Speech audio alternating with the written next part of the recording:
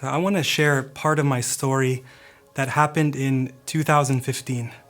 It's not really recent, but it's something that happened that's still really important to me and something that God is still doing a work in. My whole life, I've basically been in the church. I remember when I was 3, the first time I received Jesus into my life, reading a Christian picture Bible. And I remember looking at the story of Jesus dying on the cross and seeing that picture of Jesus there and asking my mom, Mom, why is Jesus on the cross? And my mom told me why, and I simply believed, and that was the first time I received Jesus. And I remember encounters from as young as 7, encounters with the Lord and in worship and altar calls and all those things. So I guess you could say that my life has pretty much been in this kind of bubble. But then the year 2015 hit. That summer I got really sick and I got pneumonia, and it was a pretty severe pneumonia, all the symptoms, and so I actually ended up getting admitted into the hospital. I was there for about 2.5 weeks. On top of that though, what happened just a few days before going to the hospital was that my dad passed away. In the middle of my dad's funeral happening and all these things about me being sick and going to the hospital and just the feelings that I felt of anger and loss and grief and confusion and asking the Lord and really even being mad at God. Why did this happen? Why did this happen to me?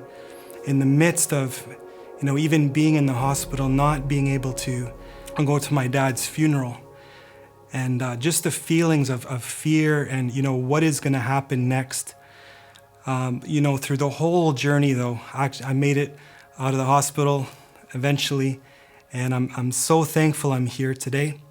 But what God had really done during that time was something really special. And I think it's something that God can only do in you through hard times, through times of pain and grief and loss. And what I found when I left the hospital was that, despite being still angry and confused at God, I remember one time picking up my guitar and worshiping to this song. And my worship became so much more real. And I guess you could use the word raw even, just a real passion towards God, knowing that I'd been through this painful time and I was choosing to worship God no matter what. So what God had shown me during that time, I remember asking the Lord one day, God, why did I go through that? And He didn't respond with words, but He responded with His presence. And I just knew that He was there. And I knew that He was there with me in the hospital.